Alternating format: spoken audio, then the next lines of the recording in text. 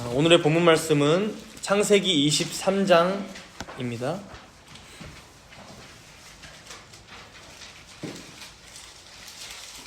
창세기 23장.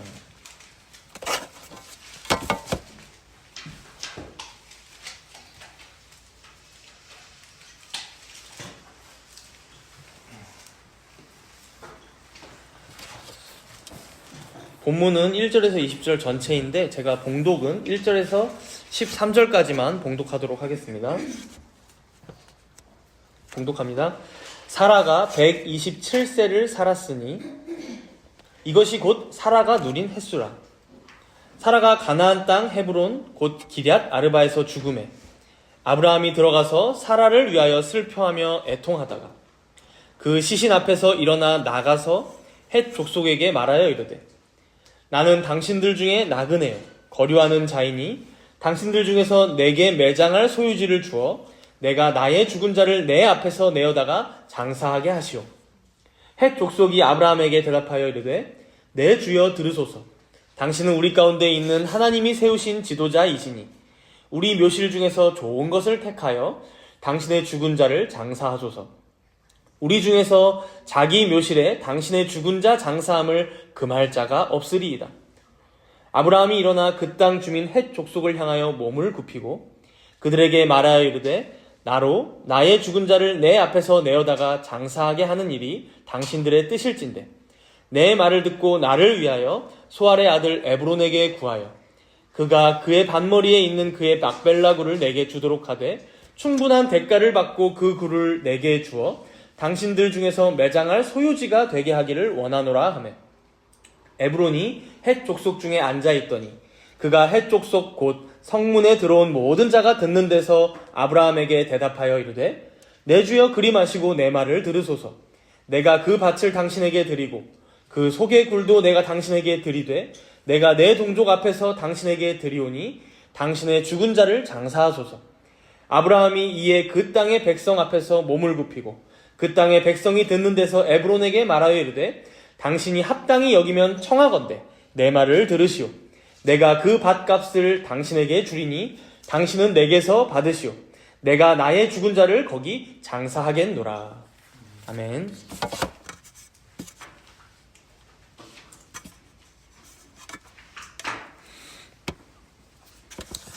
오늘의 본문 말씀은 사라의 죽음을 전하면서 시작하고 있습니다. 본문 1절에 보니까 사라가 127세를 살았으니 이것이 곧 사라가 누린 햇수라. 우리가 그녀의 인생을 좀 어느 정도는 들여다봤었지만 과연 무엇을 누리며 살았을까 싶은데 분명히 성경은 누렸다라고 얘기합니다. 때로는 이삭을 낳는 기쁨을, 그러나 그에 못지않게 슬픔과 절망을 127년의 긴 시간 동안 모든 인생의 순간들을 누려오며 살았다라는 의미가 아닐까 싶습니다. 이렇게 이제 오늘 본문은 창세기 11장부터 시작됐던 아브라함과 사라의 이야기가 슬슬 마무리되는 느낌입니다. 우리 2절을 이어서 함께 읽겠습니다. 2절입니다. 사라가 가나안 땅 헤브론 곧 기럇 아르바에서 죽음에 아브라함이 들어가서 사라를 위하여 슬퍼하며 애통하다가 아브라함이 아내 사라의 죽음을 슬퍼하며 애통했다라고 하죠. 근데 이 장소가 어디입니까? 가나안 땅 헤브론 곧 기럇 아르바라고 하죠. 이 지명은 여러분들이 몇 번 들어보셨습니다. 예전에 아브라함이 조카 롯과 헤어지고 난 뒤에 자리를 잡고 하나님께 예배하며 거주하기 시작한 장소입니다. 근데 이 장소를 우리가 가만히 생각해 보면 하나님의 약속과 현실 사이의 괴리가 얼마나 큰지가 느껴집니다. 이어지는 내용을 우리가 보다 보면요. 지금 아브라함은 아내 사라의 시신을 매장할 땅 한 평조차 없는 상태임을 알 수 있습니다. 하지만 분명히 이 가나안 땅에 오기 전에 아브라함은 어떤 약속을 받았어요? 그 땅으로 가면 그 약속의 땅을 너에게 주겠다라고 하나님께서 말씀하셨거든요. 그걸 듣고 이 땅까지 들어왔잖아요. 우리 앞으로 가서 창세기 13장 14절과 15절을 한번 읽어볼까요? 창세기 13장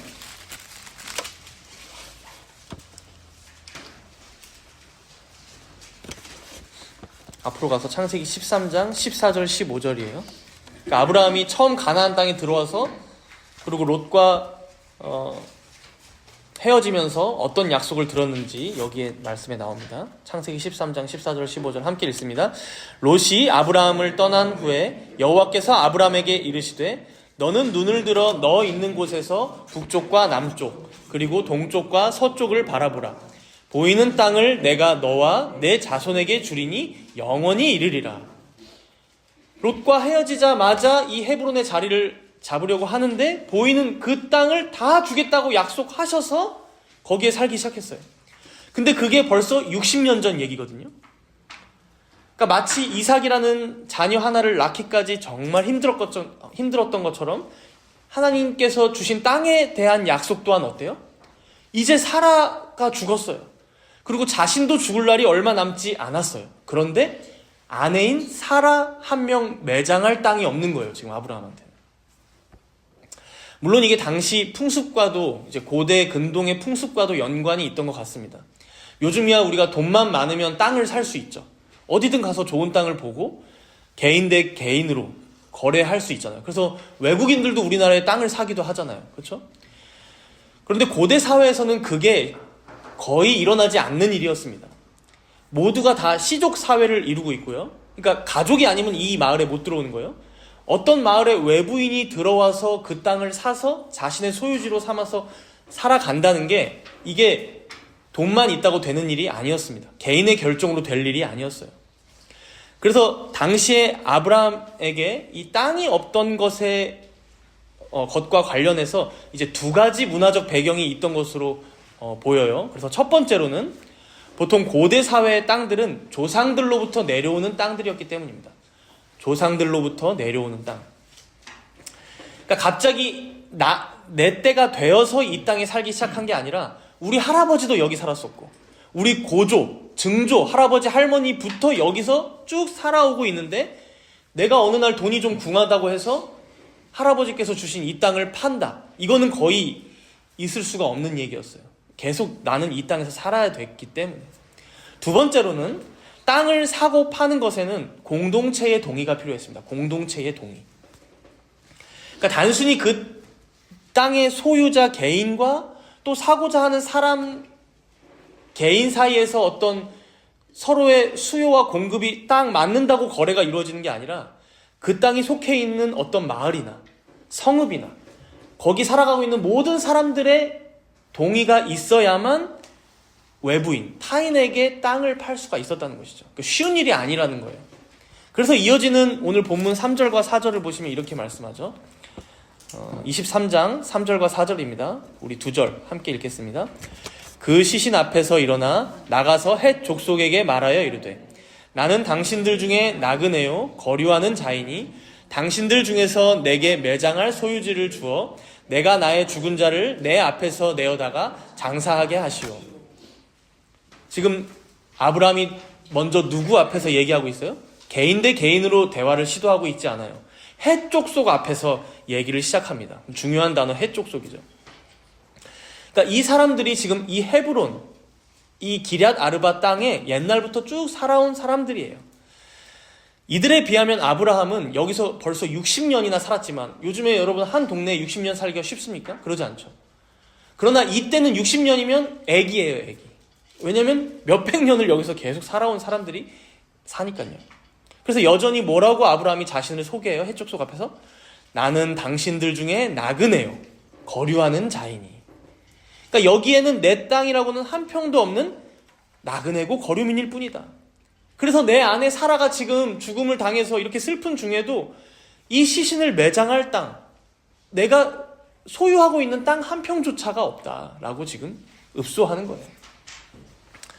여러분, 그래서 우리가 오늘 말씀을 쭉 읽어보면요, 이제 사라가 죽었고 아브라함이 슬퍼하던 중에 이 슬픔은 딱 2절에서 끝나요. 어찌 보면 사라의 죽음은 그렇게 장황하게 서술하고 있지 않아요. 딱 2절 만에 그 서술을 끝내고 바로 아브라함이 뭘 시작한 것을 길게 보여줍니까? 땅을 구매해서 소유하려고 하는 장면을 길게 보여줘요. 이게 오늘 본문의 주된 내용입니다. 아브라함이 땅을 구매해서 소유하려고 하는 것. 이게 오늘 본문의 주된 내용이에요. 아브라함이 땅을 구매해서 소유하려고 하는 거. 구매해서 소유. 이후에 이어지는 대화들은 딱 이 목적을 가지고 이제 아브라함이 헷 족속 앞에서 얘기도 했다가 이제 성문 앞에 일부러 가요. 성문이 지난번에도 얘기했지만 여러 재판이나 이제 시청 같은 역할을 한다고 했었죠. 그래서 거기서 얘기하다가 그리고 땅의 소유자인 실소유자인 그 개인인 에브론과 이제 대화도 나누고 이 목적을 가지고 계속 대화를 이어나가는 겁니다. 근데 여기서 우리가 한 가지 의아한 것은 우리가 지난주에도 봤지만 아브라함에게는 어떤 신앙이 있었어요? 자기 아들 이삭을 제물로 바치러 가는 중에도 어떤 신앙이 있었어요? 그 아들 이삭이 설사 죽는다 하더라도 죽은 자 중에서 하나님께서 살리실 부활신앙을 갖고 있었어요. 그럼 여러분, 부활신앙이라는 것은 무엇입니까? 하나님께서는 죽음을 초월해서 역사하시는 분이시고 또한 우리의 죽음 이후에도 영생이 이어질 것을 믿는 믿음이잖아요. 신자인 우리도 그렇죠. 죽음이 설사 다가온다 해도 그 죽음이 끝이 아니기에 어떤 이의 죽음을 슬퍼할 수 있기는 하지만 그 죽음을 당한 이가 하나님을 믿는 신자였다면, 예수님을 믿고 죽은 신자라면 우리는 오히려 어떻습니까? 영원히 함께할 하나님의 나라에서 다시 만날 날을 꿈꾸면서 오히려 더 기뻐하고 감사할 때도 많잖아요. 근데 이 부분에서 지금 아브라함은 아내가 죽었는데 그 부활상을 갖고 있으면서도 아내 사라의 시신을 매장하는 일에 굉장히 지금 몰두하고 있는 것으로 보여요. 그리고 성경의 저자도 이걸 일부러 길게 지금 설명해 주고 있고요. 그래서 우리가 이 의문점을 가지고 이제 먼저 아브라함이 이 땅을 소유하게 되는 그 과정을 대화를 통해 우리가 살펴보면 좋겠어요. 방금 아브라함이 이제 헷 족속들에게 요구했죠. 난 나그네이고 거류민이라 내 땅이 한 평도 없으니 이번에야말로 아내 사라를 매장할 소유지를 좀 나에게 허락해달라. 이제 공동체의 동의를 구하고 있는 거예요. 그리고 그 땅에 내 아내를 매장하고 싶은 거죠. 이 요청에 이제 헷 족속이 이렇게 대답합니다. 우리 5절과 6절입니다. 함께 읽습니다. 헷 족속이 아브라함에게 대답하여 이르되 내 주여 들으소서. 당신은 우리 가운데 있는 하나님이 세우신 지도자이시니 우리 묘실 중에서 좋은 것을 택하여 당신의 죽은 자를 장사하소서. 우리 중에서 자기 묘실에 당신의 죽은 자 장사함을 금할 자가 없으리이다. 지금 분위기가 어떻습니까? 헷 족속이 아브라함을 굉장히 존중해주고 또 존경해 마지 않는 것 같아요. 아브라함을 부르기를 당신은 우리 가운데 있는 하나님이 세우신 지도자이시니라고 인정하죠. 마치 하나님을 믿는 백성들처럼 지금 아브라함을 바라보고 고백하고 있어요. 아마 아브라함이 지금까지 이 땅에서 존경받을 만한 어른으로 계속해서 살아왔던 것 같고, 더해서 이제 우리가 앞에서도 봤지만 막 왕들과의 전쟁에서도 승리할 때가 있잖아요. 그만큼 규모도 크고 이제 세력을 이루고 있는 족장이었던 것 같아요. 근데 여기서 우리가 놓치지 말아야 할 포인트는 뭘까요? 아브라함은 이 대화를 왜 하고 있다고요? 자기 땅 한 평이라도 지금 구매하려고 지금 대화를 나누고 있어요. 이거에 대해서는 이제 헷 족속이 어떻게 대답하고 있습니까? 우리 묘실 중에서 좋은 것을 택하여 당신의 죽은 자를 지금 장사해도 된다. 우리 중에서 자기 묘실에 당신의 죽은 자 장사함을 금할 자가 아무도 없습니다. 그러니까 당신이 어떤 땅을 골라도 당신의 아내 사라를 매장할 수 있게 우리는 다 마음의 준비가 되어 있다는, 환영이라는 거죠. 웰컴이라는 거죠. 어떻게 보면 굉장히 아브라함을 많이 배려하고 존중하고 있는데요. 여러분, 여기서 우리가 주목해야 될 내용은 뭐예요? 결국 그건 누구 묘실이에요? 자기들 묘실이에요. 자기들 묘실. 즉 아브라함 당신에게 줄 소유지는 없습니다. 당신에게 팔 땅은 없습니다. 죄송합니다. 라는 완곡한 거절이에요. 이거 완곡한 거절. 근데 여기서 이제 아브라함이 포기하지 않아요.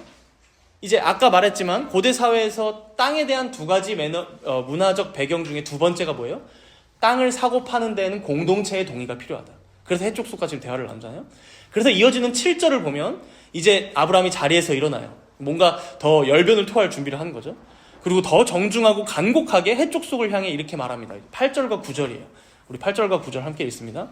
그들에게 말하여 이르되 나로 나의 죽은 자를 내 앞에서 내어다가 장사하게 하는 일이 당신들의 뜻일진데 내 말을 듣고 나를 위하여 소알의 아들 에브론에게 구하여 그가 그의 반머리에 있는 그의 막벨라 굴을 내게 주도록 하되 충분한 대가를 받고 그 굴을 내게 주어 당신들 중에서 매장할 소유지가 되게 하기를 원하노라 하매. 그럼 아브라함의 의도가 명확히 드러나고 있죠.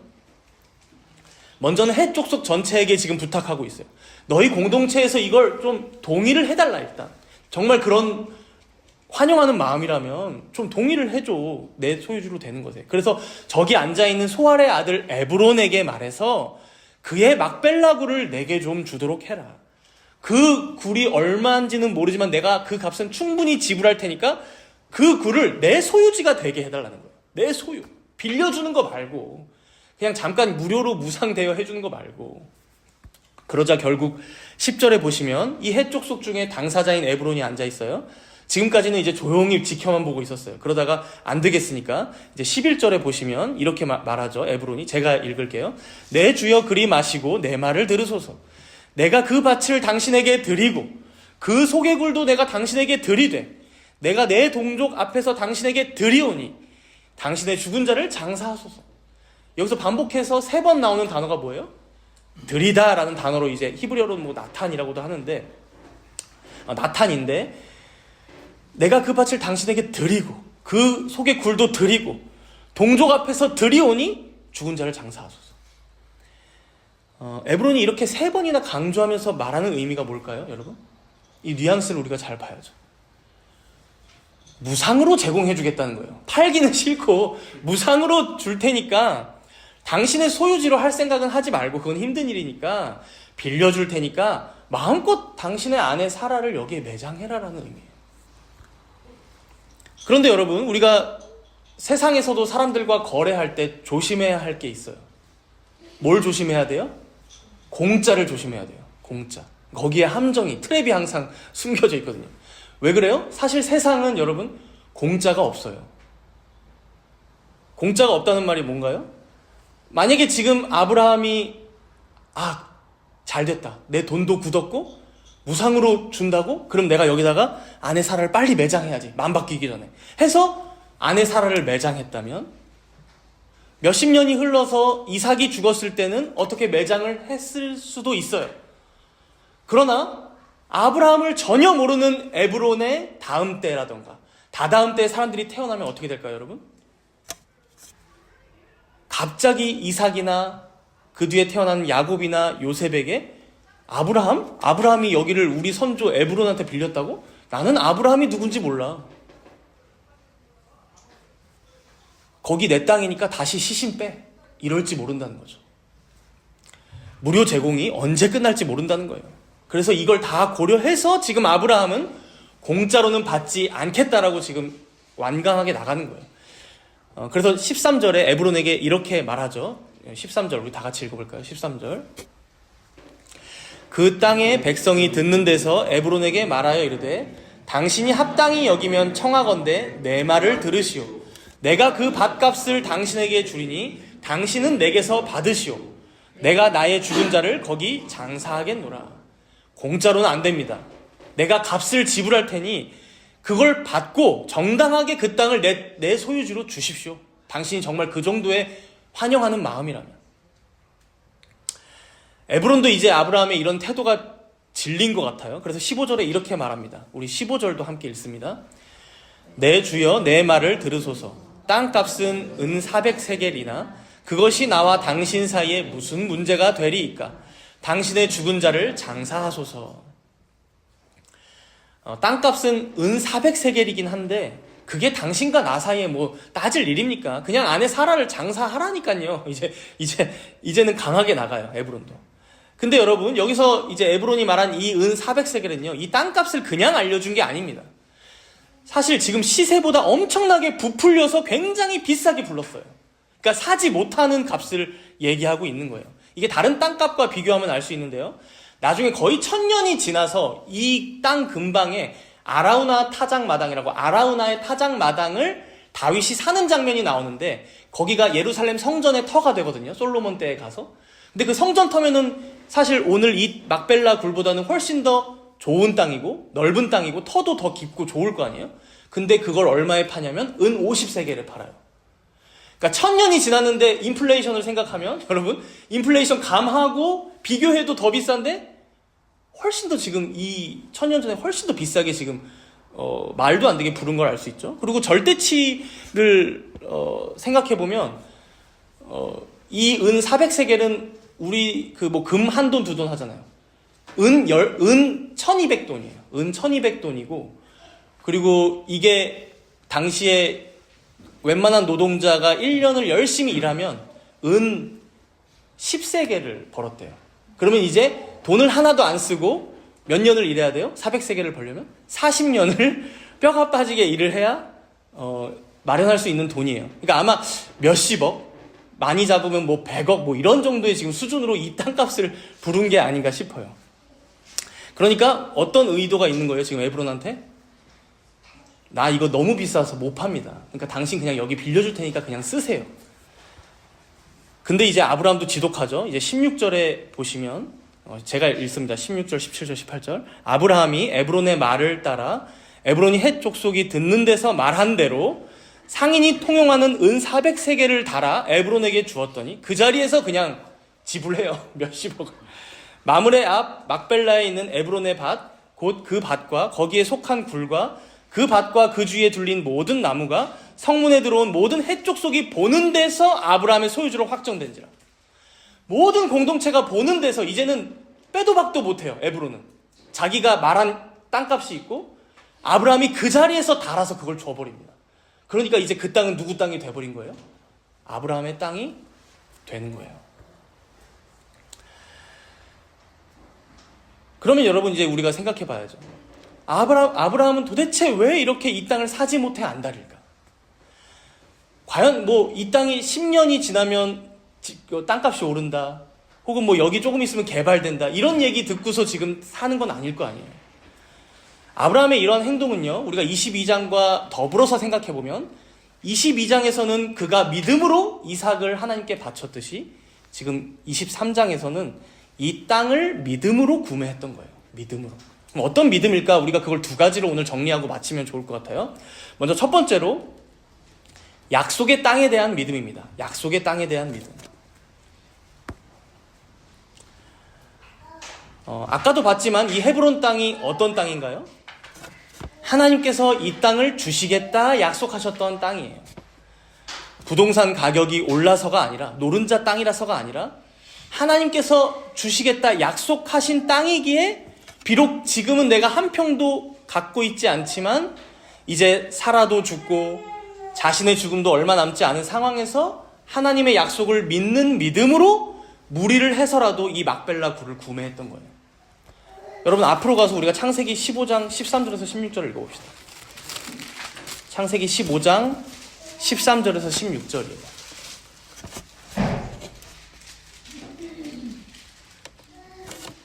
창세기 15장 13절에서 16절 우리 한 목소리로 함께 읽습니다. 여호와께서 아브라함에게 이르시되 너는 반드시 알라. 내 자손이 이방에서 객이 되어 그들을 섬기겠고 그들은 400년 동안 내 자손을 괴롭히리니 그들이 섬기는 나라를 내가 징벌할지며 그 후에 내 자손이 큰 재물을 이끌고 나오리라. 너는 장수하다가 평안히 조상에게로 돌아가 장사될 것이요 내 자손은 4대 만에 이 땅으로 돌아오리니 이는 아모리 족속의 죄악이 아직 가득 차지 아니함이니라 하시더니. 지금 아브라함이 잠들은 때라서 이제 이 내용을 정확히 듣고 인지했을지 어떨지는 모르지만 아마 이후에라도 이 하나님의 약속은 알게 되지 않았을까 싶어요. 지금 무엇을 약속하십니까? 너가 지금 살고 있는 이 땅 있지? 이 땅을 너에게 줄 건데 너의 후손들은 잠시 400년 동안 이방에서 그들을 섬기다가 4대 만에 다시 돌아오게 될 거야. 우리가 잘 알듯이 이 약속은 이루어지죠. 이제 요셉을 통해 애굽으로 갔다가 애굽에서 요셉이 총리가 되니까 야곱과 그의 12아들 가족들을 다 불러서 거기 애굽에서 지내다가 큰 민족을 이루게 되고 거기서 애굽의 바로왕을 섬기다가 노예로 살다가 출애굽하여서 이제 돌아오게 되는 일이잖아요. 그럼 지금 여러분들 생각해 보세요. 이 말씀을 처음 읽고 있던 첫 독자들이 누굽니까? 지금 여기서 약속되는 그 아브라함의 후손들이잖아요. 출애굽해서 광야에서 모세에게 이 말씀을 듣고 있는 가나안 땅을 향해 오고 있는 이스라엘 백성들이에요. 그들에게 가나안 땅을 들어가는 것 자체가 하나의 큰 시련이고 시험이었어요. 사명인 동시에. 그들이 오늘의 본문 말씀 창세기 23장 아브라함이 막벨라구를 그 큰 값을 지불해서라도 구매해서 그 땅을 소유하고 있다는 이 말씀을 들을 때 어떤 마음이 들까요, 여러분? 자신들의 시조인 그 아브라함이 자신들이 400년 동안 애굽을 섬기다가 다시 이 땅으로 돌아오게 될 것을 믿음으로 그 땅을 구매해 놨구나라고 알게 되는 거예요. 마치 이 땅 전체를 하나님께서 자신의 후손들에게 주실 것을 믿음으로 뭘 치른 걸까요? 계약금을 치르듯이, 보증금을 내놓듯이 이 약속에 대한 보증으로 이 땅을 미리 사놓은 거예요, 아브라함. 사실 아브라함의 마음은 어떨까요? 이 가나안 땅 전체를 사고 싶어. 근데 그 정도는 안 되니까 막벨라굴 하나를 사놓은 거예요. 다시 그들이 돌아올 것을 믿는 믿음. 그래서 그렇게 집요하게 샀던 것이죠. 이스라엘 백성들의 마음이 어땠을까요? 지금까지 가나안 땅을 보면 너무 장대한 사람들, 거대한 사람들이 살고 있다고 해서 그들에 비하면 우리는 메뚜기다. 그들에게는 우리 한 주먹감도 안 된다. 그래서 그 땅은 도저히 우리가 차지할 수 없다. 그래서 2년 만에 들어갈 수 있었지만 실패하고 결국 지금 38년을 더 광야 땅을 돌고 있어요. 근데 오늘 본문의 아브라함은 어떻게 해요? 자신의 후손들이 반드시 이 땅으로 돌아올 것을 믿음으로 이 땅을 구매했다는 거예요. 하나님께서 약속하신 400년이 지나면 내 후손들을 이 땅으로 인도하시겠지. 그리고 이 땅 전체를 하나님께서 허락하시겠지. 그 약속을 믿음으로 자신의 죽음을 넘어서 이 땅을 구매했다는 것이죠. 그러니 여러분, 이러한 믿음이 있던 아브라함에게 은 400세겔이 무슨 큰 돈이었겠습니까? 하나님께서 하신 약속에 근거하여 그의 말씀을 따라 이 땅을 구매하는 게 그에겐 가장 중요한 것이었어요. 사랑하는 여러분, 이제 더 이상 아브라함은 이 약속의 땅에서 나그네나 거류민이 아니었습니다. 그도 엄연히 이 가나안 땅의 일부를 소유하게 된 이 땅의 주인이 되었습니다. 그러나 이것은 그냥 물질적인 땅을 소유한 자가 되었다는 의미가 아닙니다. 그가 이 땅을 구매하여 소유하였다는 것은 그가 진정으로 하나님 나라를 소유한 자로서 하나님의 온전한 백성이 되었음을 만방에 선포하는 일이었습니다. 더 이상 나는 이방인이 아니다. 이제는 하나님께서 우리에게 물려주시는 그 영원한 기업을 이어가는 상속자로서 그의 온전한 자녀가 되었다라는 것을 나타내는 믿음의 행위였다는 거예요. 물론 그 소유지가 참 작고 적기에 남들이 보기에는 무슨 막벨라굴 하나 산 거 가지고 저렇게 호들갑을 떠나 할지 모르지만 그 한 걸음이 그에게는 영원한 하나님 나라로 향하는 한 걸음이었기 때문에 어쩌면 그의 끈질기고 지독한 면모가 오늘 본문에 길게 기록된 것입니다. 여러분, 오늘 본문의 이 아브라함의 한 걸음에 주목하며 그에 비해 우리는 어떠한 믿음의 걸음을 걸어가고 있는지를 되돌아봅시다. 남들이 보기에는 아주 작은 걸음마저도 그 방향성이 어딜 향해 가고 있느냐는 너무도 중요합니다. 진정 하나님께서 약속하신 말씀을 쫓아 나아가고 있느냐, 아니면 하나님의 말씀과는 전혀 상관없는, 오히려 그의 계명과는 대치되는 세상적인 욕망과 나의 욕심만을 쫓아 나아가는 걸음이냐, 이것을 우리는 진지하게 생각해 봐야 한다는 것이죠.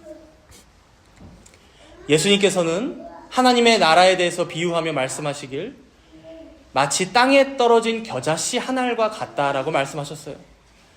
그 겨자씨 안에 있는 생명이 땅에 심기우면 그 씨가 자라서 나무가 되고 큰 숲을 이룰 때에 많은 새들이 그 가지에 와서 깃드는 더 큰 생명을 낳는다라고 말씀하셨어요. 이에 비추어서 여러분들의 삶을 생각해 보십시오. 우리는 과연 생명을 품은 그 겨자씨 하나를 심으며 살아가고 있습니까? 아니면 다 죽어지고 썩어질 씨를 심으며 살아가고 있습니까? 남들이 비록 이해하지 못하고 세상이 비웃고 조롱하는 결정이어도 오늘 아브라함은 하나님의 약속을 믿음으로 한 알의 씨를 심었습니다. 해쪽 속은 이해할 수가 없겠죠. 왜 저렇게 저 막벨라굴에 집착하는지. 그러나 그 씨는 곧 자라서 장성한 나무가 되고 풍성한 열매를 맺게 된 것을 우리는 여호수아서 말씀 이후에 보게 된다는 거죠. 오늘 우리의 한 걸음, 내일 우리가 내디딜 한 걸음이 어느 방향을 향하고 있는지, 또 무엇을 위하여 살아가는 하루인지, 어떤 가치를 위해 우리가 숨을 쉬고 살아가는지, 열심을 내며 살아가고 있는지를 여러분 각자 되돌아보시기 바랍니다. 그리고 오늘 아브라함이 했던 것처럼 하나님의 약속을 믿는 믿음으로 그 대가가 무엇이든 겁내지 말고 담대히 구매하고 또 소비하며 소유하시는 여러분이 되시기 바랍니다. 이제 두 번째로 막벨라구를 구매한 것을 통해 알 수 있는 이제 아브라함의 믿음 두 번째입니다. 더 나은 본향을 사모하는 믿음이었습니다. 더 나은 본향을 사모하는 믿음. 사실 당시 풍습으로 보자면 사람이 죽으면 보통 자기가 태어났던 곳에 가서 묻어줘야 했습니다.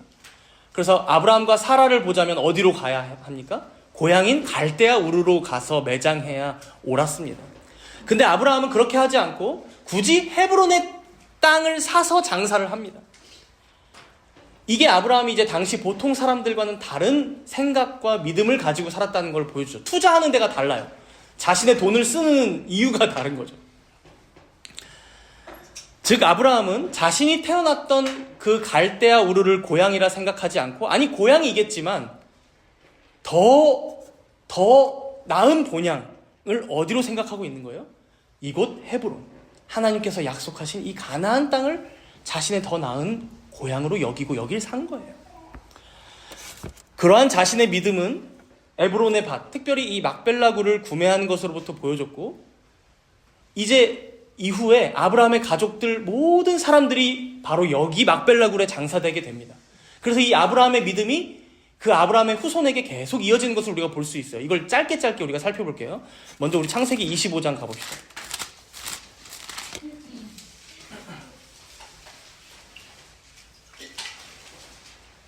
창세기 25장 7절에서 10절인데 제가 읽겠습니다. 4절인데 아브라함의 향년이 175세라.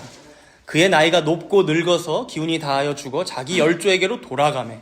그의 아들들인 이삭과 이스마엘이 그를 마므레 앞 해쪽 속 소알의 아들 에브론의 밭에 있는 막벨라굴에 장사하였으니 이것은 아브라함이 헷 족속에게서 산 밭이라. 아브라함과 그의 아내 사라가 거기 장사되니라. 사라를 장사한 뒤에 아브라함도 175세가 되어 죽는데, 이때 그의 죽음을 표현하기를 죽어서 자기 열조에게로 돌아갔다.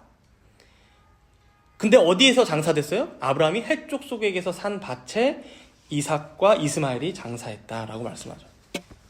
우리가 여기서 알 수 있는 것은 아브라함이 죽었을 때 그가 산 밭, 사라가 장사된 곳에 함께 장사된 것에 대해서 뭐라고 표현해요?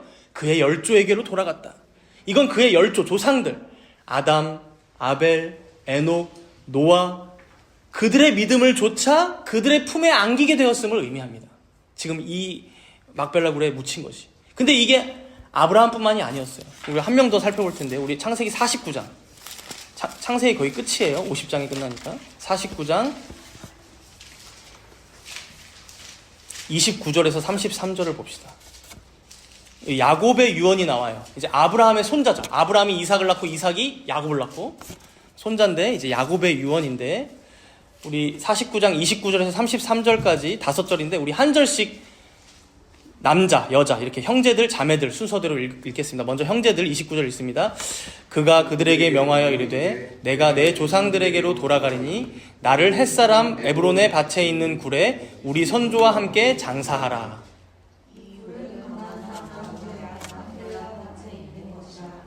아브라함이 햇사람 에브론에게서 밭과 함께 사서 그의 매장지를. 아브라함과 그의 아내 사라가 거기 장사되었고 이삭과 그의 아내 리브가도 거기 장사되었으며 나도 레아를 그곳에 장사하였노라. 햇사람에게서 산 것이. 다 같이 읽습니다. 야곱이 아들에게 명하기를 마치고 그 발을 침상에 모으고 숨을 거두니 그의 백성에게로 돌아갔더라. 여러분, 이 야곱이 이 유언을 할 때 어디에 있었을까요? 애굽에 있어요. 자신의 아들 요셉으로 인해서 다 같이 애굽에 가서 살기 시작했을 때예요. 그럼 여기 애굽에서 지금 자신을 묻어달라고 유언하는 그 막벨라 굴까지는, 가나안 땅까지는 꽤 먼 지역이죠. 그럼에도 내 조상들이 거기에 묻혀 있는 것처럼, 우리 아버지도 거기 있는 것처럼 나도 거기에 꼭 묻어달라는 거예요. 물론 실제로 야곱에게는 그 땅이 고향이기도 합니다. 고향이죠. 그럼 그 당시 풍습대로 하는 거 아니야? 라고 우리가 생각할 수 있는데, 이러한 야곱의 유언에는 더 깊은 의미가 있었음을 이제 히브리서 11장 말씀이 알려줘요. 우리 히브리서 11장을 찾아봅시다. 신약성경 365페이지예요.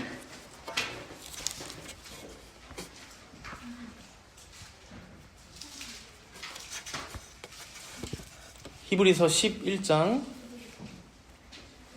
13절, 우리 다 같이 13절 말씀 읽겠습니다. 이 사람들은 다 믿음을 따라 죽었으며 약속을 받지 못하였으되 그것들을 멀리서 보고 환영하며 또 땅에서는 외국인과 나그네임을 증언하였으니. 더 볼 거니까 그냥 두시면 됩니다. 지금 이 사람들은, 즉 아브라함을 대표로 하여 하나님께서 약속하신 그 땅, 거기에 묻어달라고 말했던 자들을 뭐라고 얘기합니까? 다 믿음을 따라 죽었는데 약속은 받지 못했대요. 이 말이 뭘까요? 약속을 받았는데 이제 하나님의 약속이 온전히 실현되고 완성되는 것을 보지는 못했다라는 의미예요. 이제 완전히 완성되는 걸 보지 못했다. 그러나 그럼에도 어떻게 합니까? 그걸 멀리서 보고, 그러니까 죽음 뒤에도 그 약속이 성취될 것을 보고 환영하며 이 땅에서는 외국인과 나그네임을 증언하였다라고 하죠.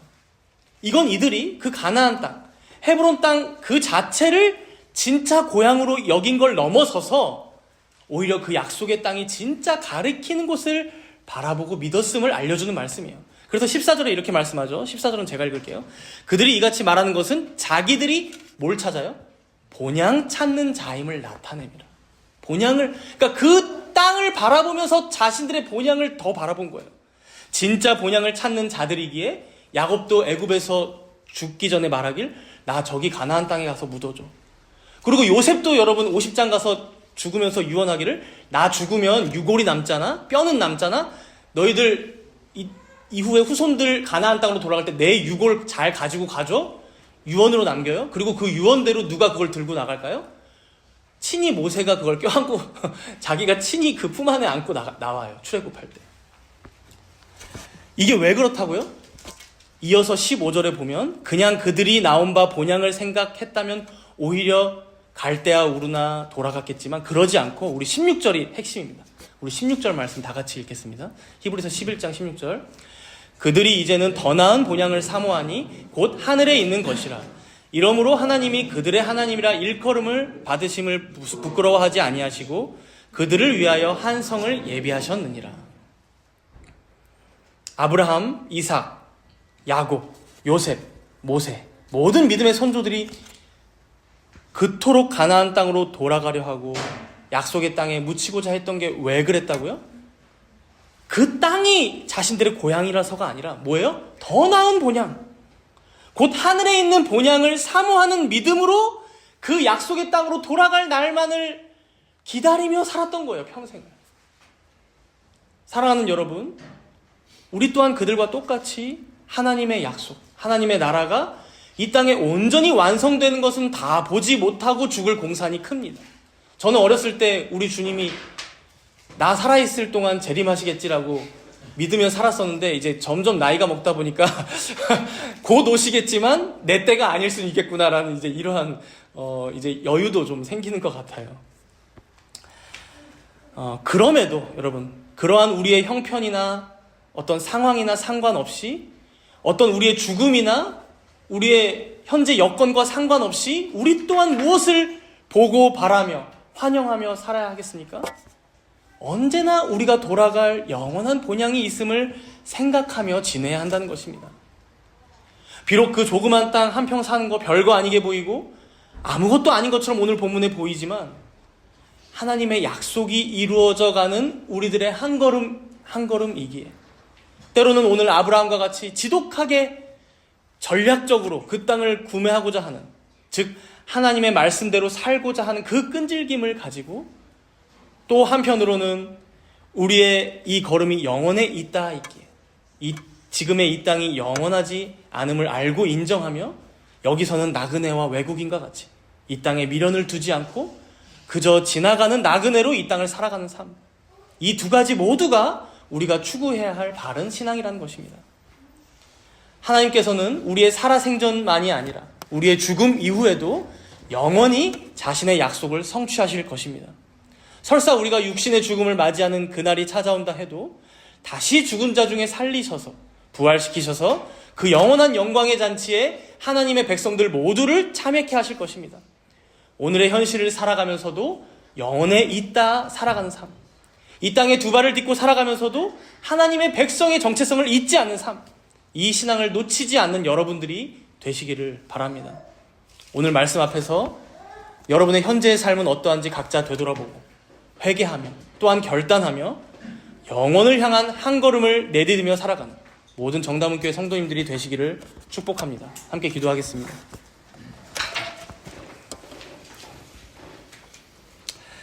오늘 들은 말씀을 기억하시면서 여러 어려운 상황 가운데에서도 아브라함은 끝까지 막벨라구를 구매하여 소유하고자 애썼습니다. 그러한 그의 집요함은 이 땅에서 그저 잘 먹고 잘 살기 위해서가 아니었습니다. 오히려 하나님의 약속을 기억하며 그 말씀을 좇아 살았기 때문이고, 또한 이 땅이 아닌 영원한 자신의 본향, 하나님의 나라를 고대하고 사모했기 때문이었습니다. 우리 이 말씀 앞에서 각자 자신의 삶을 되돌아봅시다.